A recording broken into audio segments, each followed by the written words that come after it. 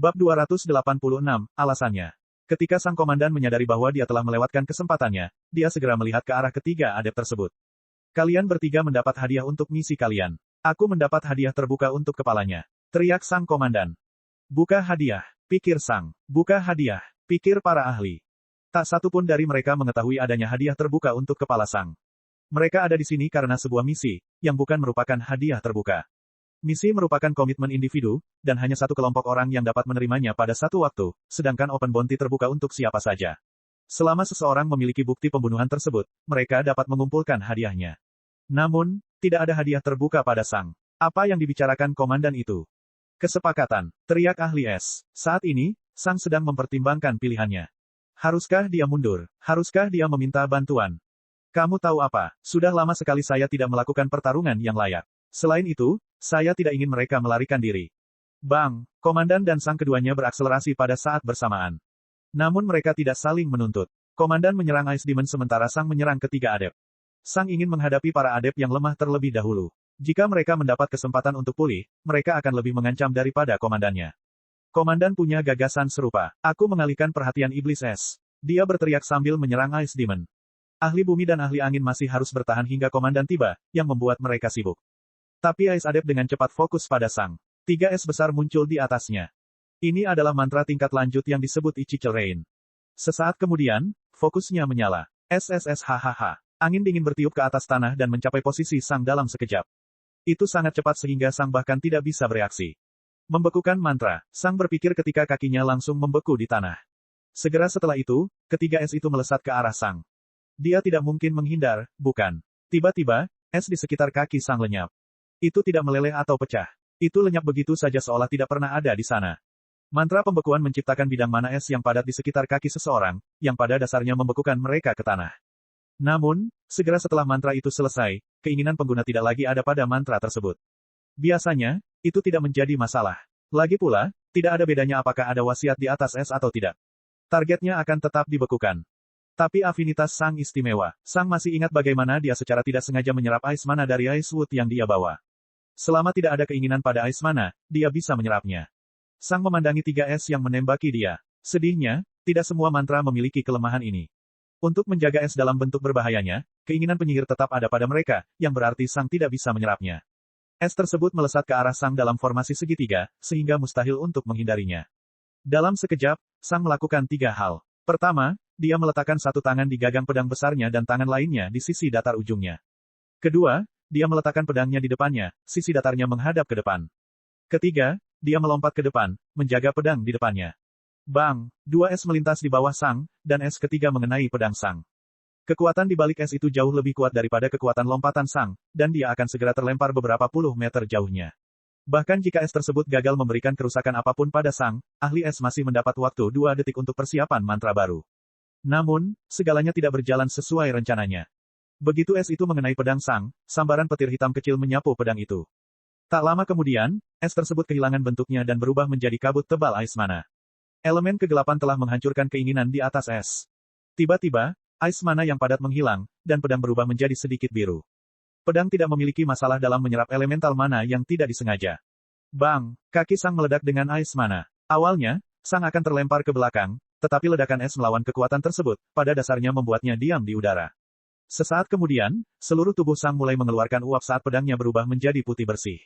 Bang, darah meledak dari kaki sang saat dia melepaskan Fire Blast. Untungnya, dia masih memiliki cukup mana untuk meregenerasi kakinya dalam sekejap.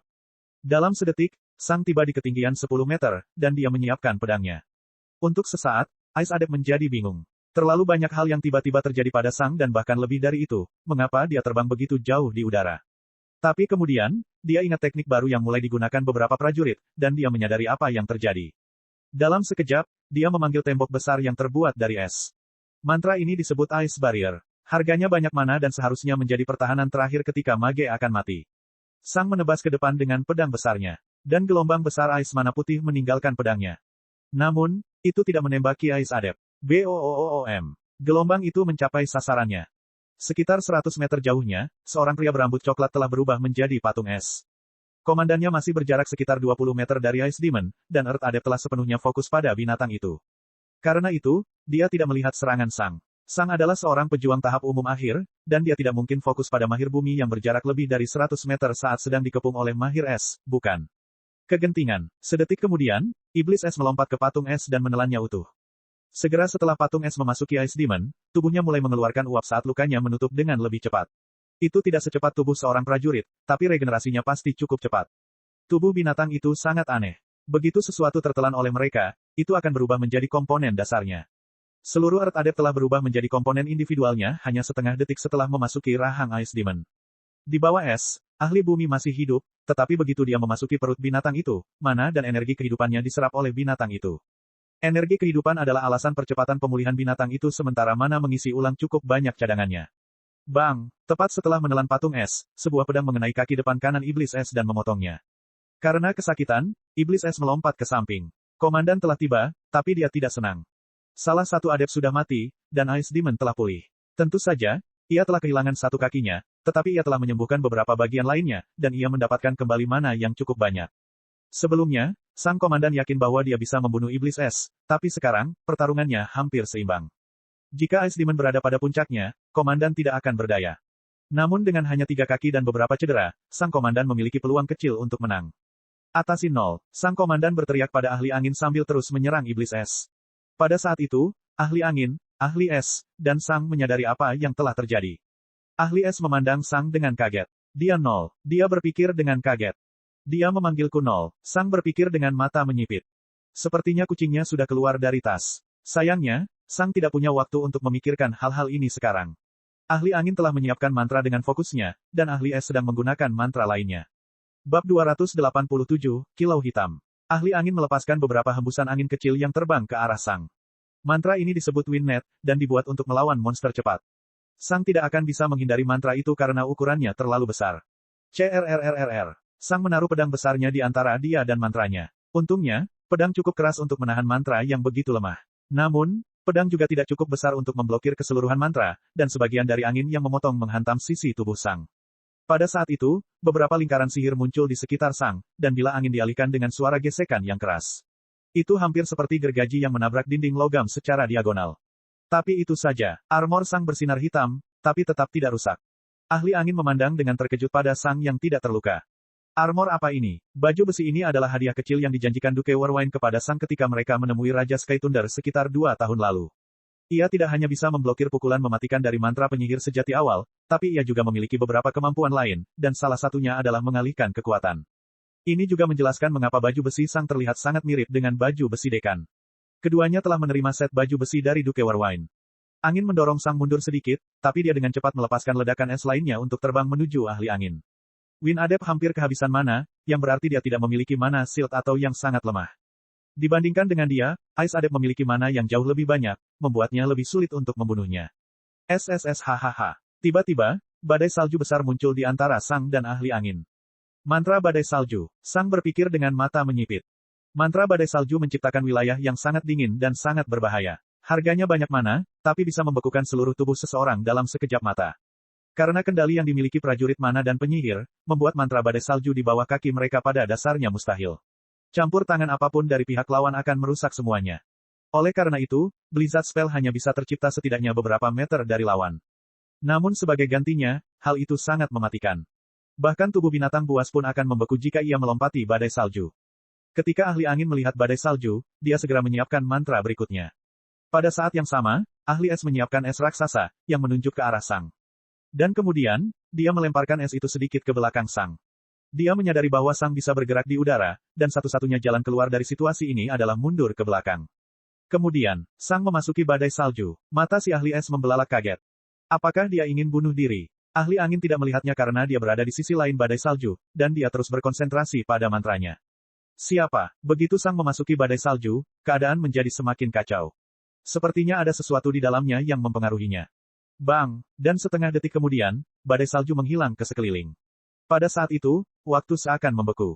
Pedang seputih salju ada di tangan Sang, dan pedang itu terisi penuh dengan ice mana. Apakah Sang telah menyerap badai salju? Tidak, badai salju dipenuhi dengan keinginan ahli es, dan Sang tidak bisa menyerap hal seperti itu. Ketika Sang memasuki badai salju, dia meletakkan tangan kirinya di atas pedangnya. Dan kemudian, dia memasukkannya dengan ice mana. Seluruh tubuh Sang memanas dengan cepat, namun suhu dingin ekstrim di sekelilingnya terus mendinginkannya. Ini adalah tindakan penyeimbangan yang sangat berbahaya, namun Sang telah menjalani pelatihan selama beberapa tahun tentang cara mengatur suhu tubuhnya sendiri. Orang normal tidak bisa melakukan hal seperti ini, tapi seseorang yang harus mengatur suhu tubuhnya setiap hari memiliki keterampilan untuk melakukannya. Akhirnya, ais mana badai salju telah habis. Lagi pula, itu tidak bisa mendinginkan segalanya tanpa batas, dan Sang telah menghabiskannya. Dan sebagai gantinya, pedang Sang telah diisi hingga penuh dengan ais mana. Ahli angin memandang dengan kaget ke arah Sang, yang hanya berjarak beberapa meter di depannya. Sang mengangkat pedangnya, bersinar. Tiba-tiba, ahli angin menghilang saat dia mengucapkan sepatah kata pendek dengan sangat cepat. Ahli angin muncul sekitar 100 meter jauhnya dan jatuh berlutut sambil memegangi kepalanya. Dia baru saja melakukan overdraft mananya dengan melepaskan mana step. Bahkan fokusnya jatuh ke tanah di sampingnya karena ahli angin bahkan tidak memiliki mana dasar untuk membuatnya tetap aktif. Boom! Ahli angin mendengar ledakan jauh dari mana es dalam jumlah besar yang menghantam sesuatu, dan jantungnya hampir berhenti berdetak. Dia hampir mati sekarang. Persetan dengan misi ini. Ahli angin dengan cepat beralih ke ahli es. Kita harus. Tapi dia berhenti saat matanya melebar karena terkejut. Ice Adept terbungkus dalam es batu besar. Apa? Yah, sejak awal Sang tidak bermaksud menggunakan serangan itu pada ahli angin. Saat bertarung melawan suatu kelompok, hal terbaik yang harus dilakukan adalah tiba-tiba mengubah target untuk mengejutkan mereka. Ahli es telah siap menyerang Sang, tetapi ketika gelombang mana es tiba-tiba terbang ke arahnya, dia bahkan tidak bisa bereaksi. Untungnya, mana shield miliknya bertahan, dan dia berhasil bertahan. Namun, ada lapisan es tebal yang mengelilinginya, dan dia harus keluar dari sana sebelum bergabung kembali dalam pertarungan. Ahli angin melihat ini, dan dia dengan cepat melirik ke arah Sang, yang masih berada sekitar 80 meter jauhnya. Persetan, pikir ahli angin. Kemudian, ahli angin dengan cepat mengeluarkan jimat. Ini adalah jimat ledakan angin, dan seperti namanya, jimat ini menciptakan ledakan angin raksasa. Itu mendorong segala sesuatu di sekitarnya sejauh lebih dari 100 meter. Itu adalah alat yang sangat mahal untuk melarikan diri. Ahli angin telah melihat kecepatan Sang, dan dia tahu bahwa Sang bahkan tidak akan cukup cepat untuk mencapainya. Sang harus menempuh jarak 80 meter dalam waktu kurang dari 0,5 detik. Hanya prajurit panggung komandan puncak tercepat yang dapat mencapai hal seperti itu. Ketika Sang melihat lambang itu, seringai kecil muncul di wajahnya. Isya, bersinar, mata ahli angin membelalak tak percaya. Dari makamnya yang membeku, ahli es melihat apa yang terjadi dengan sangat ngeri. Waktu seolah membeku. Apa yang baru saja dia lihat?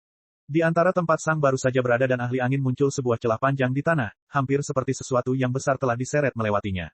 Kilatan hitam bersinar di sekitar tubuh ahli angin, menunjukkan bahwa sesuatu yang besar dan hitam baru saja melewatinya.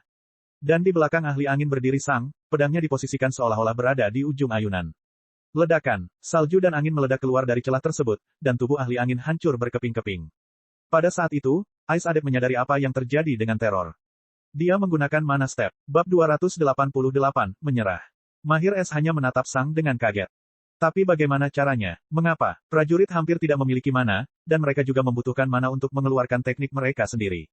Mantra menggunakan mana dalam jumlah besar, dan prajurit tidak memiliki mana sebanyak itu. Dengan menggunakan mana step, dia pada dasarnya telah membersihkan seluruh mana di tubuhnya. Ada alasan mengapa prajurit tidak menggunakan mana step. Itu bodoh. Dia benar. Jika seorang prajurit menggunakan mana stepnya akan habis, dan kemungkinan besar mereka akan pingsan karena sakit kepala parah karena cerukan, sama seperti Win Adept. Dan benar saja, kepala Sang terasa seperti hendak pecah. Untungnya, ketahanan Sang yang luar biasa terhadap rasa sakit membuatnya tetap berpikiran jernih dan fokus. Sang dengan cepat mengambil 2 potongan mayat ahli angin dan melemparkannya ke dalam space ring miliknya. Tapi itu hanya tipu muslihat. Sang bertindak seolah-olah dia ingin menyimpan mayat itu sebagai bukti, tetapi apa yang sebenarnya dia lakukan adalah menyerap sebagian besar sisa energi kehidupan dari mayat itu tanpa menimbulkan kecurigaan. Tubuh Sang sebagian besar telah pulih, tetapi ahli angin tidak memiliki banyak energi kehidupan. Tubuhnya sangat lemah. Aku harus lari. Sang ahli es berpikir dengan ngeri saat dia menyiapkan beberapa mantra. Awalnya, dia ingin menyerap es di sekitarnya karena itu tidak memerlukan mana, tapi dia tidak memiliki kemewahan lagi. Bang! Pada saat itu, Sang melompat ke udara, dan kakinya meledak dengan es, membuatnya semakin tinggi. Bang! Kemudian, di atas langit, seluruh tubuh Sang meledak dengan es, dan dia melesat ke kejauhan seperti meteor es. Di udara, lengan kiri Sang bertumpu pada pedangnya, dan pedangnya menjadi semakin merah dalam hitungan detik. Pada saat yang sama, hujan darah keluar dari meteor es di langit, menciptakan hujan merah. Beberapa saat kemudian, pedang itu mulai terbakar. Tubuh Sang meninggalkan kabut sedingin es karena suhunya yang sangat rendah. Pada saat ini, komandan sedang menghindari cakar lain dari iblis es dengan melompat mundur. Dia telah mendengar beberapa ledakan di kejauhan, tapi dia tidak mampu memalingkan muka. Suatu saat kecerobohan dan iblis es akan membunuhnya. Tapi dia juga tidak terlalu takut dengan serangan mendadak. Sang tidak hanya melawan dua pakar puncak, tetapi komandan juga akan mendengarnya jika dia tiba-tiba mendekat. Komandan mendarat saat dia menyiapkan serangan balik. Ding, mata sang komandan terbuka lebar, dan kemudian matanya berputar ke belakang kepalanya. Sebuah meteor es yang berlumuran darah telah tiba di belakang kepala sang komandan, dan sisi datar dari pedang besar yang terbakar baru saja mengenai bagian belakang kepalanya, memecahkan tengkoraknya. Komandan dapat mendengar jika seseorang mendekat dengan berjalan kaki, tapi satu-satunya tanda kedatangan sang adalah beberapa ledakan di kejauhan, yang banyak terjadi dalam beberapa detik terakhir. Tubuh terbang sang mendorong sang komandan, dan dia mendarat di depannya, pedangnya berada di atasnya. Iblis es menunjukkan giginya yang menakutkan dan melompat ke arah sang. Dan sang menebas dengan pedangnya. Boom. Gelombang api yang mengerikan meninggalkan pedang sang dan mengenai kepala iblis es, melepaskan ledakan yang mengerikan. Iblis es memekik kesakitan saat terjatuh, kaki depannya yang tersisa menggosok kepalanya dengan keras. Wajahnya meleleh, mengubur mata, lubang hidung, dan mulutnya. Bang! Iblis es tidak mungkin mempertahankan dirinya dalam keadaan ini, dan sang dengan cepat membunuhnya dengan mengubur pedangnya di kepalanya. Bahkan dengan kekuatannya, sang tidak cukup kuat untuk memotong kepalanya sepenuhnya. Sang tahu kalau monster tahap komandan awal sangat kuat, itulah sebabnya dia melukai dirinya sendiri hingga tingkat yang paling ekstrim untuk mendorong mana api di dalam pedangnya ke atas. Sang telah mengerahkan segalanya dalam serangan ini, tetapi iblis es masih bertahan, dan kita harus ingat bahwa itu adalah binatang dengan afinitas es. Serangan api sangat merusaknya. Jika tidak terlalu lelah dan ceroboh setelah bertarung begitu lama, pertarungan ini tidak akan berakhir seperti ini. Sang dengan cepat mengambil mayat itu, menyerap sebagian besar energi kehidupan, dan melemparkannya ke space ring miliknya. Tubuh sang pulih dalam sekejap. Bang! Tubuh sang kembali meledak dengan es, dan dia menembak ke arah ahli es, yang masih berusaha menyingkirkan es di sekitarnya. Seiring berjalannya waktu, Ice Adept semakin merasakan teror. Orang ini telah berurusan dengan dua makhluk panggung komandan dalam waktu kurang dari 5 detik. Dia percaya bahwa dia punya lebih banyak waktu, tapi bukan itu masalahnya. Boom! Es meledak di sekelilingnya dan terbang ke kejauhan. Kemudian, dia segera menyiapkan semua yang dia butuhkan untuk melarikan diri. Tapi dia berhenti. Sang muncul hanya beberapa meter di depannya, dan dia menatap jauh ke dalam matanya. Pikirannya membeku, dan dia merasa tidak bisa bergerak. Untuk sesaat, tak satu pun dari keduanya bergerak. Mahir es menunggu kematiannya, tapi sang tidak bergerak. Kamu tidak perlu mati, kata sang. Pikiran Ice Adept membeku. Apa, hukuman untuk menjadi seorang pembersih bukanlah kematian. Anda hanya perlu menyerahkan semua barang berharga Anda dan bertugas di pasukan Duke Warwine selama 1 dekade, kata sang. Anda hanya melakukan tugas Anda, dan saya lebih tertarik pada komisaris misi daripada Anda, kata sang. Ice Adept hanya menatap sang dengan kaget. Atau kamu bisa mencoba melarikan diri dan mati, kata sang dingin. Pilihanmu. Pikiran si ahli es menjadi liar. 3 detik berlalu. Aku menyerah, kata Ice Adept sambil menghela nafas. Sang mengulurkan tangannya seolah dia menginginkan sesuatu.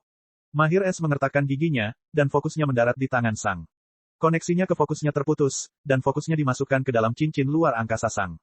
Ikuti aku, kata sang sambil berjalan ke arah komandan yang tidak sadarkan diri itu. Tubuh Ice Adept bergetar, tapi dia mengikuti di belakang sang sampai mereka tiba. Sang meletakkan kaki kanannya di punggung komandan. Dia melakukan ini untuk menjaga energi hidupnya tetap rendah agar dia tidak bangun. Jika energi kehidupan sang komandan memutuskan untuk pergi ke kepalanya, sang akan mengarahkannya ke tubuhnya untuk membuatnya tidak sadarkan diri. Kemudian, sang mengeluarkan kristal komunikasi. Oh, hei, sang. Apakah kamu memerlukan sesuatu? Suara Duke Warwine datang dari Communication Crystal. 2 pembersih yang mati, 1 pembersih hidup yang bersedia menerima hukuman, dan seorang pengkhianat tahap komandan awal yang tidak sadarkan diri yang kemungkinan besar bekerja untuk Duke Mithril, kata sang. Saya membutuhkan seorang inkuisitor.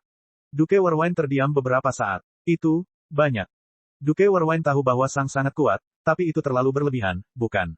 Saya senang saya memutuskan untuk berinvestasi begitu banyak padanya. Duke Warwine berpikir sambil tersenyum. Aku akan segera mengirimkannya. Butuh waktu sekitar 5 menit sampai mereka tiba. Kerja bagus, sang. Duke Warwine berkata dengan suara gembira dan memuji. Terima kasih, kata sang sebelum menyimpan kristal komunikasi itu. Dan kemudian, ahli es dan sang menunggu dalam diam. Bab 289, Hadiah. Sang harus menunggu sekitar 3 menit hingga inkuisitor tiba. Selama waktu itu, sang mengumpulkan semua barang berharga dan menyimpannya di dalam dunianya.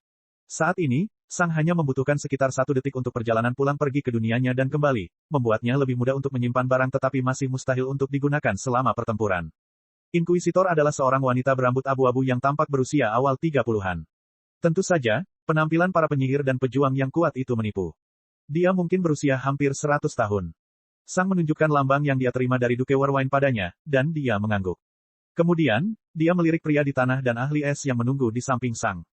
Dia adalah pembersih yang menyerah, kata Sang, menunjuk ke arah ahli es. Dia tersangka pengkhianat dari pihak Duke Mithril. Inkuisitor melihat ke arah Ais Adept. Dekat, perintahnya. Ais Adept berjalan maju dengan ketakutan di wajahnya.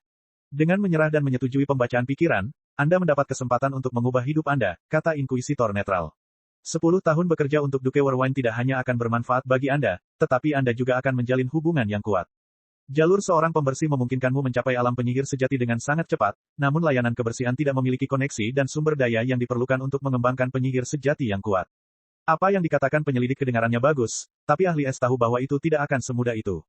Bagaimanapun, dia mungkin akan dikirim ke wilayah paling berbahaya, yaitu di luar wilayah Duke Warwine. Dia mungkin akan berakhir di garis depan. Ada lebih dari 70% kemungkinan kematiannya dalam dekade berikutnya. Sayangnya, dia tidak punya pilihan lain. Sudah terlambat.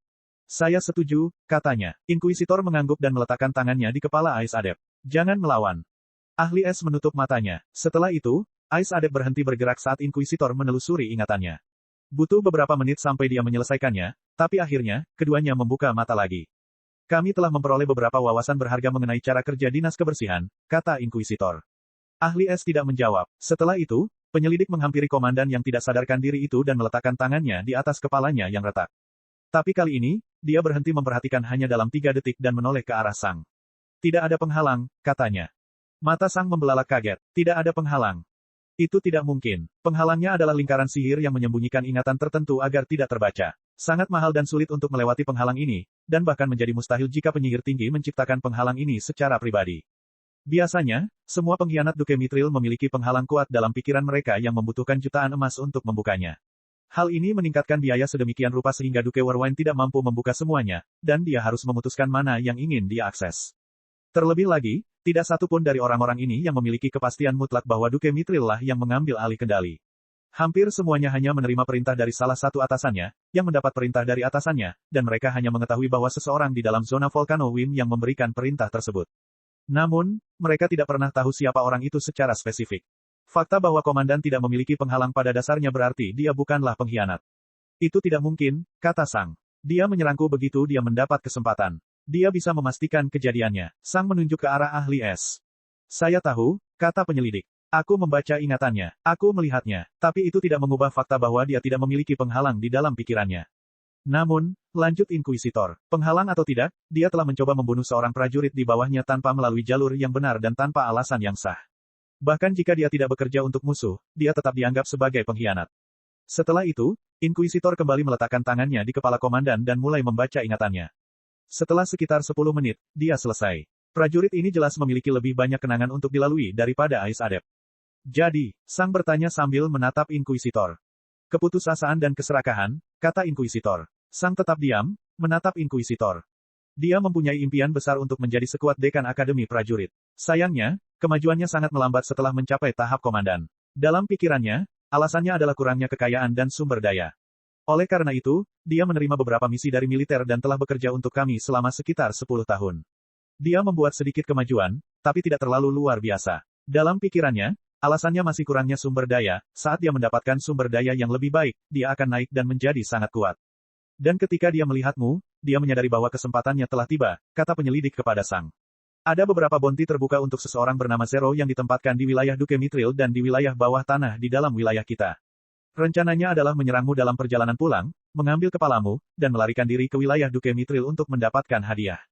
Sang memikirkan hal ini sebentar. Jadi, dia sebenarnya bukan pengkhianat secara langsung, tapi dia akan menjadi pengkhianat. Dalam arti tertentu, dia adalah pengkhianat dalam pelatihan. Saya juga bisa membandingkannya dengan bayi kucing hama. Berapa banyak emas yang berharga untukku? Sang bertanya. Ais Adept juga memandang Inkuisitor dengan penuh minat. 20 juta emas, jawab Inkuisitor. Apa? Baik Sang maupun ahli es berteriak kaget. Sang terkejut melihat Ais Adept yang marah. Saya hanya akan mendapat 4 juta emas. Dia berteriak dengan marah. Itu berarti harga penuhnya sekitar 5 juta emas karena cleaning service juga memungut biaya, pikir Sang. Bagus, sekarang aku bisa menyebutkan angka emas yang telah kubuat keluarga Wilbury hilang. 20 juta itu banyak, kata Sang. Penyelidik mengangguk, 20 juta adalah total kekayaan bersih rata-rata Mitru Mage. Fokus dengan 2 amplifier berharga sekitar 15 juta, dan 5 juta sisanya untuk yang lainnya. Sang tahu bahwa amplifier adalah lingkaran yang melayang di sekitar Foci. Fokus dengan dua amplifier hanya menjadi lebih umum di kalangan penyihir sejati tingkat menengah, namun beberapa penyihir sejati yang sangat berbakat dan kuat juga mendapatkannya lebih awal.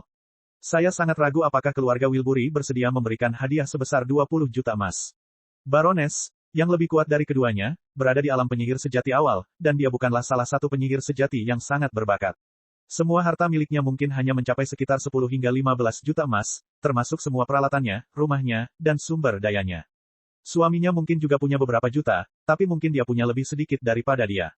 Mungkin, jika mereka benar-benar menjual semua milik mereka dan berjalan ke cleaning service dalam keadaan telanjang, mereka mungkin bisa mengumpulkan semuanya, tapi saya sangat ragu mereka akan melakukan itu. Mereka mungkin menghabiskan sekitar 500.000 untuk pembersih pertama dan 5 juta lagi untuk pembersih kedua. Itu seharusnya merupakan seluruh dana likuid mereka. Yang berarti aku aman dari mereka mulai sekarang. Lagi pula, aku ragu mereka bersedia menjual rumah dan peralatan mereka untuk menyewa pembersih penyihir sejati. Lalu, Sang mengerutkan alisnya. Tapi 20 juta emas itu mengkhawatirkan. Saya hanya bisa memikirkan dua orang dengan uang sebanyak itu yang punya alasan untuk berurusan dengan saya. Duke Mithril dan Jera Orvis, ayah seseorang. Sang menggaruk dagunya sambil berpikir. Bounty-nya ditetapkan untuk Zero, bukan Sang. Namun, bukan berarti mereka tidak mengetahui bahwa aku adalah Zero. Saat itu, mereka masih belum tahu siapa Zero, tapi informasi baru telah terungkap yang memungkinkan mereka menghubungkan kedua identitasku. Pertemuan dengan Raja Sky Thunder. Saat itu, aku mengalahkan salah satu petugas itu ketika berada 2 tingkat di bawahnya, yang seharusnya mustahil. Namun dengan diperkenalkannya prosedur tersebut, hal tersebut menjadi mungkin, hanya menyisakan 5 calon. 5 orang yang berada di depan Raja Sky Thunder. Sang mengerutkan kening. Dan sejauh ini aku yang paling cocok untuk Zero. Sang menghela nafas. Besar, aku sudah menyingkirkan keluarga Wilbury, dan sekarang aku berhasil mengalahkan Duke Mithril. Bab 290, Rencana. Penyelidik memasang rantai di sekitar tubuh komandan dan membangunkannya. Komandan itu bingung sesaat, tapi dia segera ingat di mana dia berada. Dia melompat dengan seluruh kekuatannya dan mencoba memutuskan rantai itu, tetapi setelah Inkuisitor menariknya dengan ringan, sang komandan terjatuh tanpa daya ke tanah. Ketika komandan memperhatikan Inkuisitor, wajahnya menjadi pucat, dan dunianya hancur. Dia tahu bahwa dia sedang dalam masalah besar. Tidak ada informasi mengenai siapa yang meminta misi atau siapa yang memberi hadiah pada kepalamu, kata Inkuisitor pada Sang. Sang hanya mengangguk tanpa menjawab. Dia sudah menduga hal itu. Satu-satunya hal yang dapat saya ketahui adalah bahwa misi tersebut dilakukan di dalam zona Empress Cobra, namun hal tersebut tidak mempersempit ruang lingkupnya, kata Inkuisitor. Sang sudah tahu bahwa itu adalah keluarga Wilbury. Terima kasih, jawab Sang Linglung. Inkuisitor mengangguk dan pergi bersama Ice Adept dan komandannya.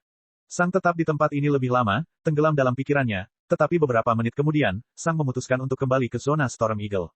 Masalah dengan keluarga Wilbury sudah selesai untuk saat ini, tapi aku harus berhati-hati kemana aku pergi.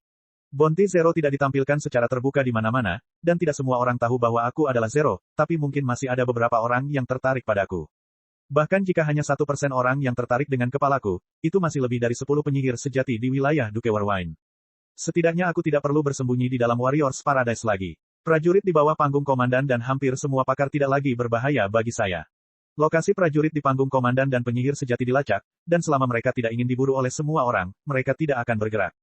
Bagaimanapun, di permukaan, para duke yang berbeda masih harus bertindak seolah-olah mereka adalah satu kesatuan. Jika penyihir sejati membunuhku dan melarikan diri, identitas mereka akan terungkap dalam sehari, dan dengan identitas mereka terungkap, bahkan Duke Mithril harus patuh untuk menemukan mereka. Tentu, dia bisa menyembunyikannya, tapi jika diketahui dia menyembunyikan seseorang yang membunuh prajurit yang lebih lemah tanpa izin, dia harus membayar denda yang besar. Kemungkinan besar, dia akan menyerahkan orang itu begitu saja, dan orang itu pasti mengetahuinya. Tetapi selalu ada cara untuk mengatasi hal itu. Namun, semakin jauh saya dari wilayah Duke Mithril, semakin sulit bagi mereka untuk membunuh saya. Sang menghela nafas. Terlebih lagi, guru mengatakan bahwa segera setelah aku menang melawan makhluk pertama di panggung komandan, perlindungannya berakhir. Saya sekarang dianggap sebagai seseorang yang memiliki kekuatan setara dengan seseorang di panggung komandan, dan menangani ancaman-ancaman ini sekarang menjadi tanggung jawab saya. Saya kira saya harus terus berkonsentrasi pada kekuatan saya untuk saat ini. Semakin kuat saya, semakin baik. Dan sekarang, aku juga bisa berlatih melawan binatang buas dengan baik. Saya tidak pernah merasakan ancaman nyata dan langsung terhadap hidup saya selama lebih dari 2 tahun, dan saya merasa kemajuan saya melambat. Sang menyadari bahwa kemajuannya melambat, dan dia juga menemukan alasannya. Kurangnya bahaya, atau, lebih tepatnya, kurangnya pengalaman di dunia nyata. Seorang dokter di bumi secara teoritis dapat mempelajari segala hal yang perlu diketahui tentang tubuh manusia, namun tanpa pengalaman nyata, mereka tidak akan mampu menjadi ahli bedah yang hebat. Untuk menjadi lebih baik sebagai seorang ahli bedah, pada akhirnya dokter perlu mengoperasi pasiennya. Tidak ada jalan lain. Hal serupa juga terjadi pada Sang. Sang bisa melatih penguasaannya atas mana, melatih afinitasnya, dan melatih tekniknya, tapi dia kekurangan umpan balik kritis yang dia dapatkan selama pertarungan sebenarnya. Sang perlu mempraktikkan dan beradaptasi jika dia ingin tumbuh secepat di masa lalu. Dan untuk itu, dia membutuhkan lawan yang kuat. Pembersih telah menghentikan Sang untuk mendapatkan pengalaman ini selama 2 tahun terakhir, tapi sekarang, Sang akhirnya bebas mencari binatang buas yang kuat. Pertarungan sebelumnya tidak terlalu berbahaya. Bagaimanapun juga, Sang masih memiliki beberapa senjata yang belum dia gunakan. Tentu saja, jika ketiga adept berada pada kondisi puncaknya dan hanya harus fokus pada Sang, pertarungan ini akan sangat berbahaya. Namun ternyata tidak, mereka sudah kelelahan dan perhatiannya teralihkan saat pertarungan dimulai. Hal yang sama juga berlaku pada monster panggung komandan. Untungnya, sekarang, aku bisa melawan monster tahap komandan awal yang sebenarnya, pikir Sang dengan kilatan di matanya. Mungkin, saya akhirnya bisa belajar menyingkat domain saya. Lalu, aku bisa naik ke tahap komandan awal. Tetapi saya harus maju ke tahap umum puncak terlebih dahulu. Saya ingin berada di tahap umum akhir untuk laga ini karena saya ingin mendapatkan latihan nyata, yang saya dapatkan, sampai taraf tertentu. Kekuatan pertempuranku juga jauh lebih kuat dari yang aku perkirakan. Saya pikir rata-rata adept akan setara dengan kekuatan saya saat ini, tetapi ternyata tidak. Tetap berada di tahap umum akhir lebih tidak berguna daripada berguna untuk saat ini. Saya pikir saya juga harus lebih memperkuat pedang. Sang mengangguk saat dia membuat rencananya. Pertama, perkuat pedang. Kedua, tahap umum puncak. Ketiga, keluarlah dan lawan monster tahap komandan awal atau awal sampai aku menyingkat domainku. Terakhir, maju ke panggung komandan. Itu seharusnya berhasil. Dengan pemikiran itu, Sang melakukan perjalanan kembali ke Storm Eagle Zone. Dengan kekuatannya saat ini, hanya butuh waktu sekitar 3 jam untuk sampai ke sana. Ketika Sang masih muda, dia menyukai sensasi angin yang menerpa wajahnya saat berlari, namun sensasi ini sudah lama menjadi hal yang normal baginya. Sang berlari secepat mobil di jalan raya, tapi dia tidak menganggapnya istimewa lagi. Ketika Sang tiba di surga prajurit untuk pertama kalinya, dia melihat para raksasa. Para guru sangat luar biasa kuatnya. Namun kini, kekuatan Sang sudah mendekati para guru. Dan dia akan segera mencapai level mereka. Segera setelah Sang kembali, dia meminta materi kepada gurunya untuk meningkatkan pedang, yang segera dia terima. Dan kemudian, Sang fokus untuk memperkuat tubuhnya. Kali ini, Sang hanya membutuhkan sekitar 10 bulan untuk naik level. Sang baru saja berusia 21 tahun, dan sebagai perayaan, dia meninggalkan Warriors Paradise untuk berburu beberapa binatang buas. Sudah waktunya menguji kekuatannya. Cek. Rakan-rakan kultivator sekalian, sebelum retret, sila terus berkultivasi untuk jurus subscribe, like, share dan komentar agar sekte novel Sadim terus berkembang pesat.